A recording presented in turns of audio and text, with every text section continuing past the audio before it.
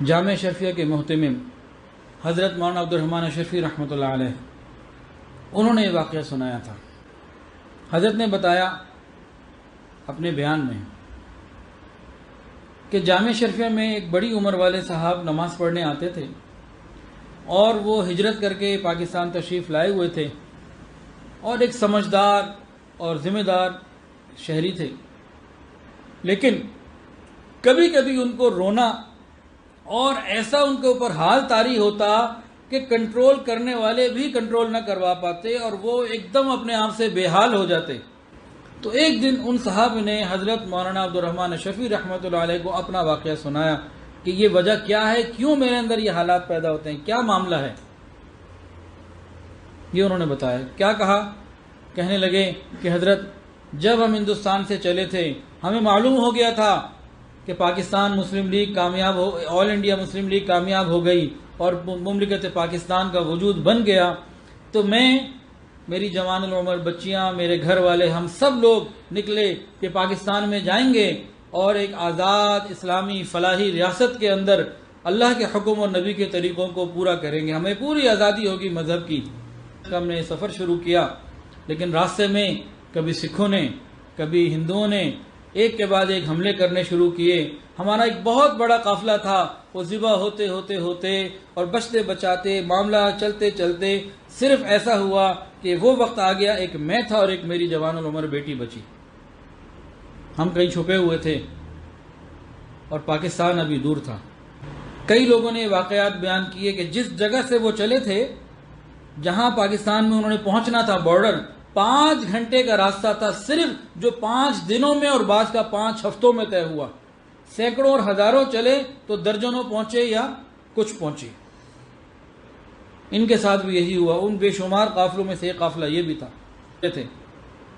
اس کیفیت میں میری بیٹی نے مجھے کہا، ابا جان میری ایک بات کو مان لیجئے، میری خواہش پوری کر دیجئے۔ کہتے ہیں میں نے بیٹی کو کہا، بیٹا میں اس حالت میں قسمہ پرسی میں تیری کون سی فرمائش پوری کروں، تیری کون سی خواہش ہے؟ کہنے لگے، ابا جان آپ مجھے اپنے ہاتھوں سے ذبح کر دیجئے۔ ہم نے کہا، بیٹی کیا کہہ رہی ہے تو؟ کوئی باپ اپنی بیٹی کو اپنے ہاتھوں سے ذبح کرے گا؟ کہ ہاں ابا جان، بات یہ ہے کہ جب میں اپنے گھر سے نکلی تھی، آپ نے بتایا تھا پاکستان بن گیا، وہاں نیک لوگوں کی بستی ہوگی، وہاں مدینہ کی ریاست ہوگی، کسی نیک نوجوان سے بھی میری شادی ہوگی، میں دین کے مطابق پاک دامنی کی زندگی گزاروں گی۔ یہ سب سہانے خواب لے کے میں نے اپنے گھر کو چھوڑا تھا، لیکن آپ کے سامنے کتنا بڑا قافلہ 2 لوگوں پر رہ گیا، باقی سارے شہید ہو گئے، ابھی تو وہ پاک سرزمین بہت دور ہے اور مجھے نہیں یقین کہ میں زندہ پہنچ سکوں گی، بس آپ مجھے اپنے ہاتھوں سے ذبح کر دیجئے۔ باپ نے پوچھا، بیٹا ایسا کیوں کہہ رہی ہو؟ کہا، ابا جان آپ کو معلوم ہے کہ جب یہ ہندو یا سکھ حملہ کرتے ہیں تو بچیوں کی عزت پہلے لوٹتے ہیں، جان بعد میں نکالتے ہیں، آپ اپنے ہاتھ سے مجھے ذبح کر دیں گے، کم سے کم میری عزت تو بچ جائے گی، میں اللہ کے سامنے پاک دامن تو پہنچ جاؤں گی، میری عزت کو تو حرف نہیں آئے گا، اور موت تو میں یقینی ہو ہی رہی ہے، اتنے تھے کوئی نہ بچا، اب یہ کیسے پہنچ جائیں گے، ہمارے پاس کیا ہے، آپ مجھے یہ کر دیجئے۔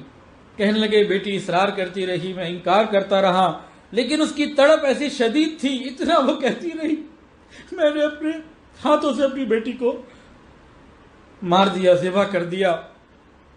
حضرت بات یہ ہے، آج جب میں پاکستان کی گلیوں میں نکلتا ہوں اور نوجوانوں کو گناہوں کی طرف، سینما کی طرف، میوزک کی طرف جاتے ہوئے دیکھتا ہوں، زنا اور شراب اور موسیقی کی طرف جاتے ہوئے دیکھتا ہوں، تو مجھے وہ اپنی بیٹی کی باتیں یاد آتی ہیں کہ کس مقصد کے لیے اس نے قربانیاں دیں اور کس مقصد کے لیے ہم یہاں آئے تھے، کیا یہی مقصد تھا، اسی لیے ہمیں قربانیاں دی تھیں؟ تو بس وہ جب خیالات آ جاتے ہیں تو پھر میں اپنے آپ میں نہیں رہتا۔ یہ واقعہ حضرت مولانا عبدالرحمن اشرفی رحمۃ اللہ علیہ نے جامع اشرفیہ میں سنایا تھا۔